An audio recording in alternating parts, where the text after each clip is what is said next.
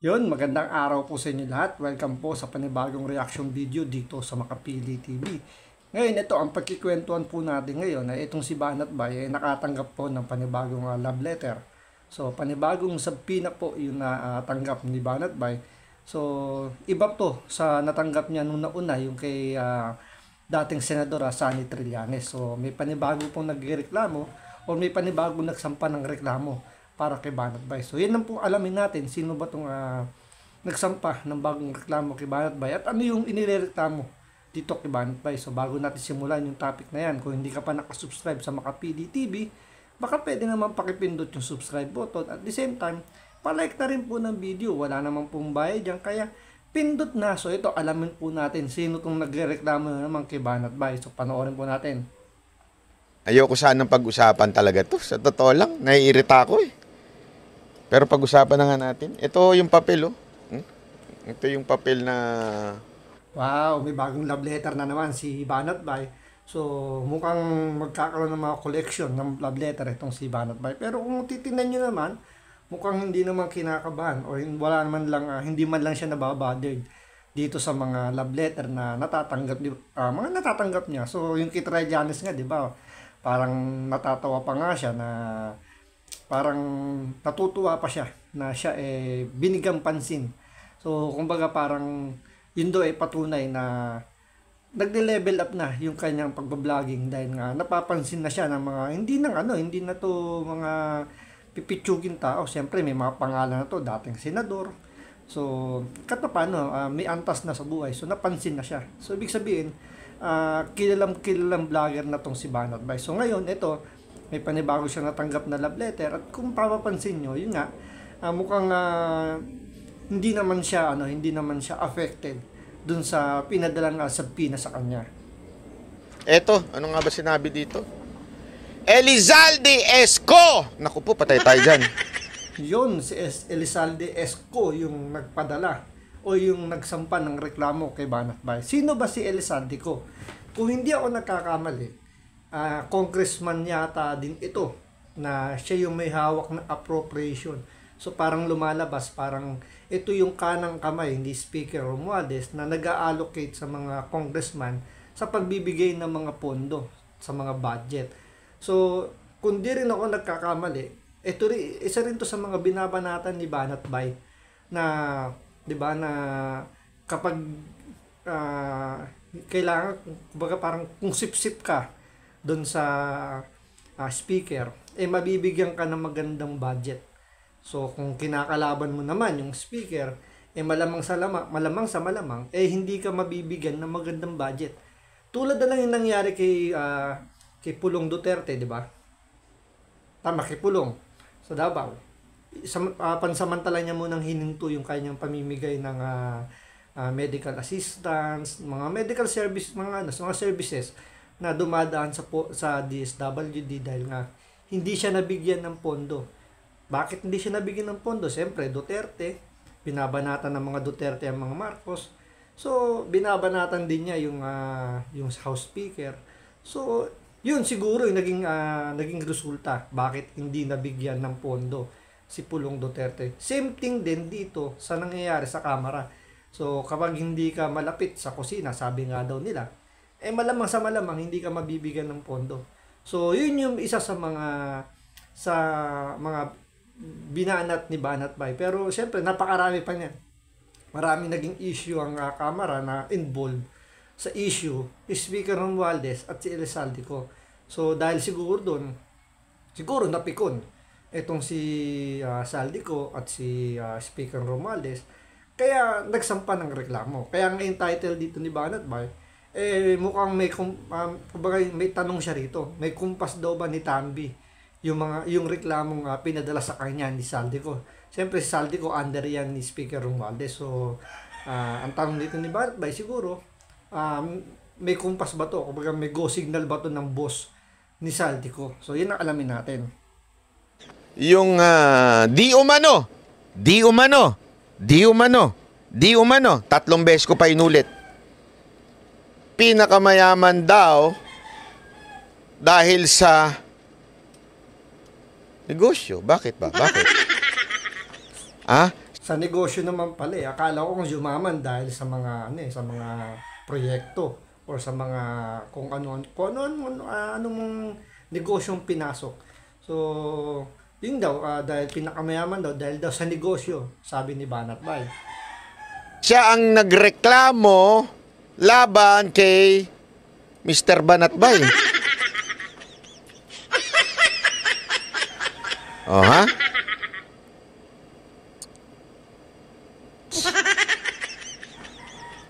Oh. Diba dito mapapansin niyo parang hindi naman dito kinakabahan si Banat Bay dito sa itong sinampang reklamo sa kanya. So dahil siguro confident siya na wala siyang nasabing hindi maganda o wala siyang nasabing libelous para sampahan siya ng kaso. Pero syempre, lahat naman yan, kumbaga lahat naman tayo entitled na magsampa ng reklamo kung sa palagay mo natapakan yung karapatan, is may karapatan kang magreklamo. Pero at the end of the day pa rin naman yan, ang magdi-decide pa rin naman is korte kung bibigyan ba ng sapat na dahilan yung reklamo mo. Ngayon, pwede ka mapahiya kung halimbawa government official ka na sinampahan or binatikos ka. Kasi meron na tayong ruling dyan na sabi nga dapat ang mga government official, government employee ay hindi dapat balat sibuyas, hindi mga onion skin. When it regards sa pangbabatikos, kumbaga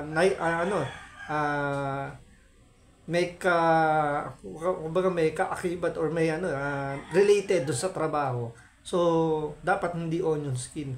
So dito nangyayari parang sabi ko nga mapapahiya yung government official or government employee kung nagsampa ng reklamo doon sa bumabatikos sa kanya. Pero kung ang binabatikos naman patungkol doon sa trabaho niya, mukhang part lang din to ng panghaharas, part lang din to ng pagpapatahimik sa mga bumabatikos sa government official or employee. Kasi kung related naman tulad ng ginagawa dito ni Banat Bay, related naman yung kanya mga pangbabanat dito sa mga kongresista, especially kay Saldico, kay Speaker Romualdez, kay Trillanes, is more on dahil do sa trabaho niya. Wala namang, kumbaga hindi naman personal attack yung ginagawa rito ni Banat Bay.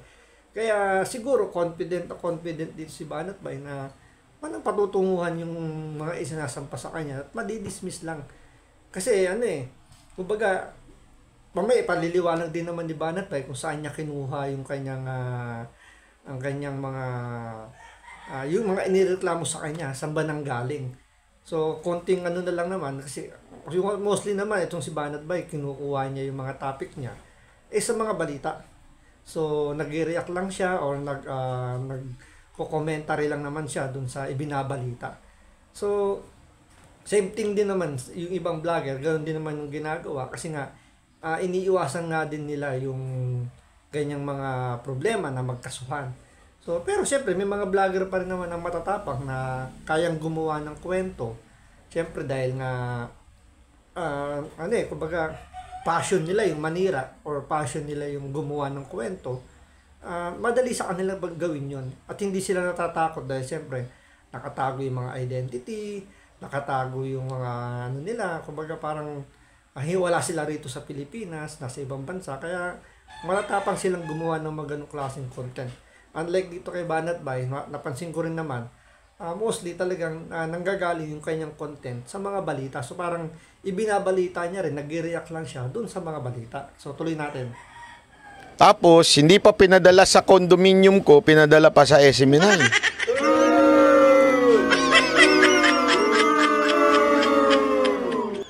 Para talaga magkaroon ng sabi nga nila kaya doon pinapadala para talagang takutin yung mga anchor ng SMNI. Sabi ko, bakit ako lang? Dito may punto si Banat Bay, di ba? Bakit doon sa SMNI ipinadala? Siguro nagbibigay din ng statement doon sa mga taga-SMNI na kapag binatikos nila itong administrasyon na to, particular dito sa Kamara, kila Speaker Romualdez, sa mga bata niya, mapapadalan din ng mga sabina ng reklamo. So siguro yun yung statement na parang strong statement yun para sa SMNI. Alam naman natin ang SMNI, tinanggalan ng ano to, parang sinuspend yung kanilang prangkisa. So kung makapansin nyo, wala sila ngayon sa mainstream media. So nandun sila ngayon more on sa social media. So ganyan yung parang siguro sabi nga ni Banat Bay, bakit lang siya pero bakit doon pa sa SMNI? 'Di ba? Siyempre hindi maiiwasan. Kumbaga parang two bird in one stone ang ginawa rito ng Kamara. Takutin si Banat Bay sa pagsasampa ng reklamo, at the same time matakot din yung mga taga-SMNI na dahil sa pagbabatikos ni Banat Bay, posible rin daw sila o posible sila masampahan din ng reklamo, kaya doon pinadala. Pero siyempre kini-question din ni Banat Bay na bakit ako lang ba yung vlogger na bumabatikos dito sa Kamara? Well, siguro dumitipende sila sa number of subscribers. Siyempre malaki na yung subscriber ni Banat Bay, close to 1 million na subscriber na to. So malaki na yung kanyang followers. So marami na yung nakakapanood, marami nang marami na nai-impluwensyahan na mabuksan yung isip patungkol dito sa nangyayaring issue natin dito sa Kamara. Ba't di nyo dinamay si Coach Oli, si Boss Dada, si Master Judea? Anyway, ito nga po yun. Ito na naman yung bagong demanda nila sa akin. Okay? So, nung binasa ko, hindi ko pwede ipakita yung lahat ng laman sa loob eh. So, nung binasa ko yung lahat ng laman sa loob, Nanet, salamat po. Ang nakita ko po doon ay lahat ng mga videong noong 2023 pa. So, inabot sila ng 1 taon para ma-realize na libelous daw yun. So, mapapaisip ka doon. Bakit 2023 pa? Tapos, lahat ng issue doon ay hindi naman ako nagsabi. Ni-report ko lang, kinomentuhan ko lang, at lahat po ay patanong at lahat sinasabi ko, dapat sagutin mo ito. Kasi may paratang doon si Congressman Tebes, may paratang doon si Mayor Magalong. Naalala nyo, may mga paratang na ganon? Diba? At sabi ko, bilang, ang tanong ko pa nga, ito pa ang matindi dito ha, karamihan doon sa inirereklamo nilang video or vlog ay yung nandoon yung pangalan ni Speaker Romualdez. Yun. Malamang sa malamang nasaktan doon sa mga binanat ni Banat Bay, doon sa mga topic niya, sa mga kinontent niya. Pero ang nakakapagtaka, bakit yung mga sabi natin mga nagbibigay ng tulad nila Mayor Magalong, nila Congressman Tebes, na sabihin natin mas brutal yung mga paratang, mga nagpaparatang, sabihin natin ganon, hindi sinampahan ng kaso. Bakit? Yung nagre-report lang, yun yung sinampahan ng kaso. O yung nagbigay lang ng commentary doon sa balita, yun ang sinampahan ng kaso.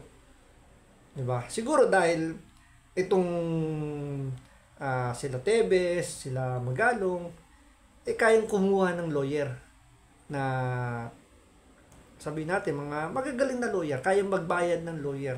So iniisip siguro nila, itong si Banat Bay, walang kakayanan, or sabihin natin iniisip siguro nila na walang masyadong alam sa batas, o kaya nilang itong takutin sa pamamagitan ng pagsasampa ng kaso.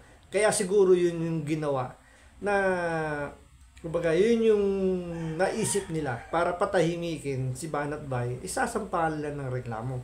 Dahil nga, kaya nga hula rin ni Banat Bay, mukhang may kinalaman nga daw si Tambi dahil nga most of the videos na mga inireklamo is nandun daw si Speaker Romualdez. So, hindi natin kumbaga hindi natin may aalis na posible na may kinalaman nga or may kumpas to ni Speaker Romualdez kasi kumbaga doon sa mga video na inireklamo sa kanila, sa kanya, nandun yung pangalan or nandun yung sabihin natin, may involvement din daw si, kumbaga, nahapyaw, basta involved si Speaker Romualdez dun sa mga video na inirereklamo sa kanya. So, dito, mukhang malinaw nga na talagang may part ng panghaharas, may part ng gustong patahimikin itong si Banat Bay sa pamamaraan ng pagsasampa ng kaso. So, napaisip ako. Ano ibig sabihin nito?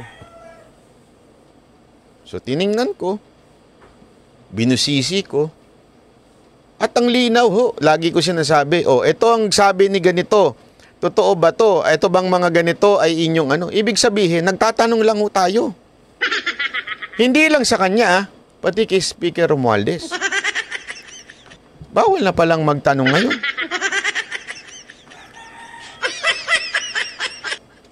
Kaya ang tanong ko tuloy, tama si Drogon. Ito kaya ay may kumpas ni Speaker? Kasi lahat ng inireklamo nila, karamihan doon, ang nakalagay ay pagtatanong ko kay Speaker Romualdez at kay Zaldico. Di ba galing kay Senator Villanueva yung kinuwento mo lang, boss? Yes! And it's a fact. Tulad niyan, nanggaling yung kwento kay Senator Villanueva. Bakit si Senator Villanueva hindi nila masampahan ng kaso? 'Di ba? Dahil siguro yun nga, sabi ko nga kanina, siguro dahil may kakayanan labanan nila Senator Villanueva kung sakaling magsampa ng kaso. Sila Speaker Romualdez, 'di ba? So, yun yung nakikita natin. At the same time, sabi ni Banat Bay, mostly naman ng mga komentaryong dito is puro patanong.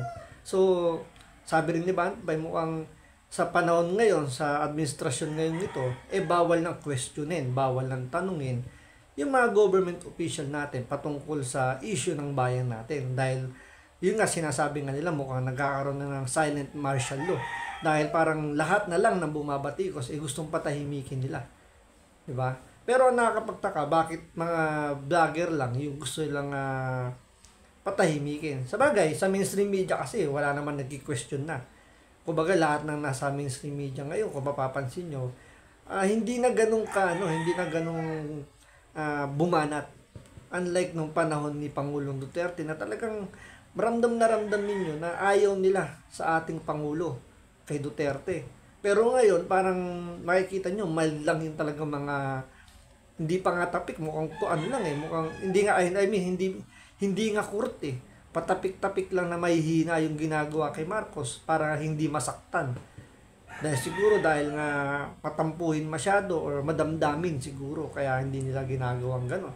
Pero nakakapagtaka, 'di ba? Bakit mga vlogger na sabihin na natin bumabati ko, sila yung gustong patahimikin. Dahil nga siguro akala nila kaya nilang takutin lahat ng vlogger mukhang nagkamali sila rito kay Banat Bay, dahil ito parlaban, hindi to umuurong mukhang, at syempre naman to well trained syempre may tatay siyang abogado, at paano na-advisean siya kung ano yung mga dapat niyang sabihin na hindi libelous para makaiwas sa mga problema, diba? Kumbaga paano nabibigyan siya ng orientation pagdating sa karapatan, pagdating sa batas. So medyo maingat naman si Banat Bay sa mga binibitawan niyang mga akusasyon.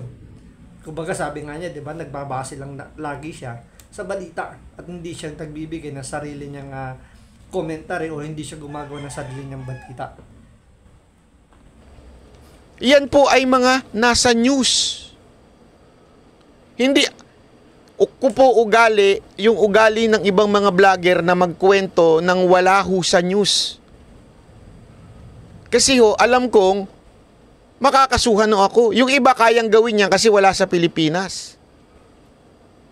Ako, hindi ko yan gagawin dahil alam ko ang mga nangyayari sa Pilipinas pagka ikaw ay nag-iimbento, nag-chichismis, gumagawa ng balitang hindi naman confirm o wala namang basis, ikaw talaga ay makakasuhan. Yun na nga, kaya nga 'di ba, ginagawa nga ni Banat Bay, nagbe-base lang siya Ano ako? sa kung ano yung balita. Hindi siya yung kagaya nga ng ibang vlogger na merong puting ahas, merong kung tawagin pa nga minsan si Lisa Tanas, may presidente tayong lutang, bangag, adik, may ganun-ganun pa nga sila. Siyempre dahil nga, sabi nga ni Banat Bay, nasa ibang bansa sila hindi sila sakop ng batas ng Pilipinas, kaya matatapang. Pero since tayo ay nandito sa Pilipinas at cover tayo ng batas na yun, kailangan natin sumunod. So kailangan din natin maging maingat sa mga bibitawan natin mga akusasyon, mga salita para hindi tayo masampahan ng kaso. So abangan natin kung ano pa yung mga, kasi ito sigurado to may mga susunod pa tong marireceive na mga na love letter itong si Banat Bay. Yung aabangan natin ngayon. So, yan lang po muna sa ngayon. Maraming salamat sa panonood. Ingat po kayo lagi. God bless.